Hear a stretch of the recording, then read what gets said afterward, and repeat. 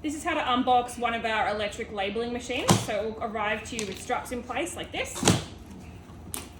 You can easily cut those off with scissors or a box cutter and discard them. Take the top off, which has plywood inside, and you're going to find quite a few things for your machine. So take off this section, but don't discard it. Inside your machine, and we'll just turn it this way so we can see the strapping.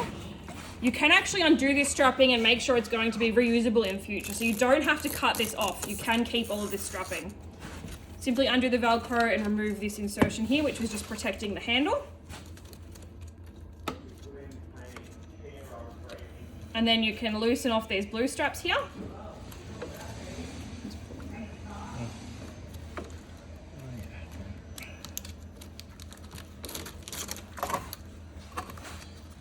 And these are all reusable should you ever need to send the machine back for servicing, or if you need to transport it between locations. This is the safest way to strap your machine as you've seen it arriving.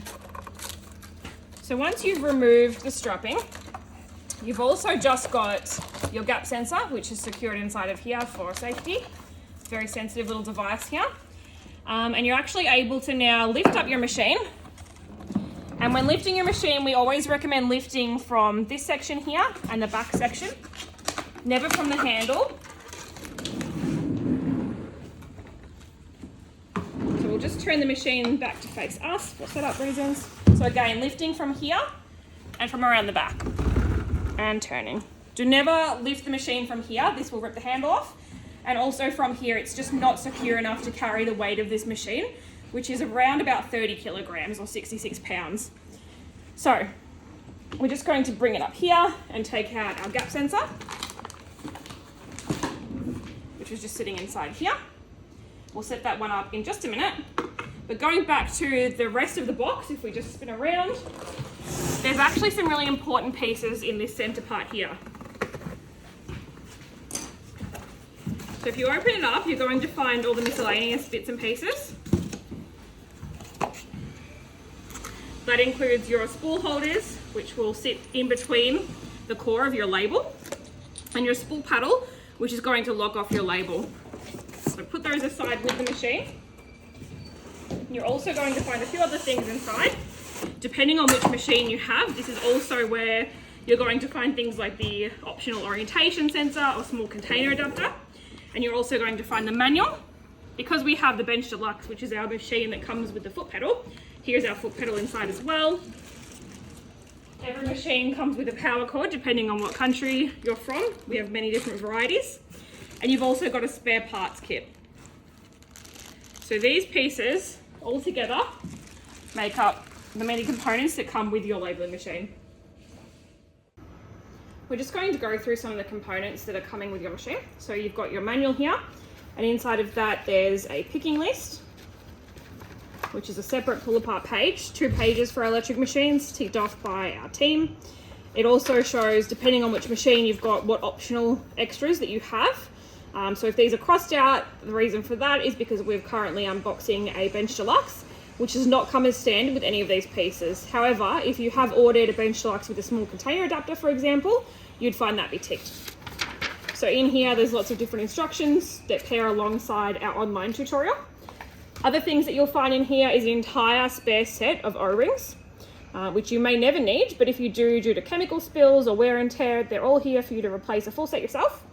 You've also got these 4 little clips, which can be put on any of the shafts and actually are made to sit on either side of the rollers. If you need to cut your rollers for any reason, they will be sitting on top of your application roller either side and your rub down roller either side.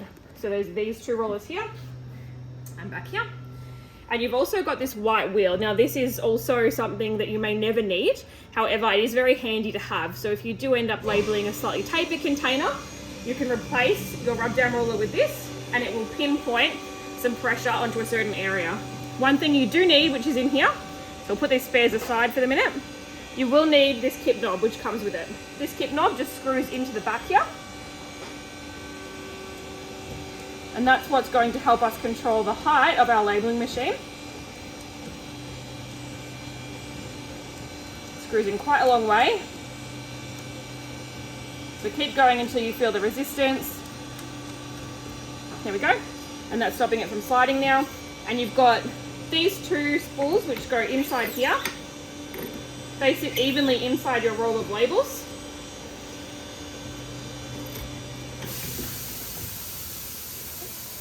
And then your spool paddle locks those off. It goes on facing outwards and locks everything in place. This is sitting loose. We've just taken it out of the packaging. We're just going to slide it onto the bar, so we'll come show you how that looks. This is just tightened up in place over here. This can slide either way on the bar depending how far back your label is and where it needs to reach. So if your label is sort of all the way back on the machine, it may need to sit quite far back like this. Whereas if your label is quite far forward on the machine, you can flip it around and have it facing in this other direction as well. Tighten up both of those. Now you can see how to thread this labeling machine in our setup videos. However, we just want to show you that the only assembly we've required here is for this little kit knob to go in and your 3 label spools to be sitting on to support your roll of labels.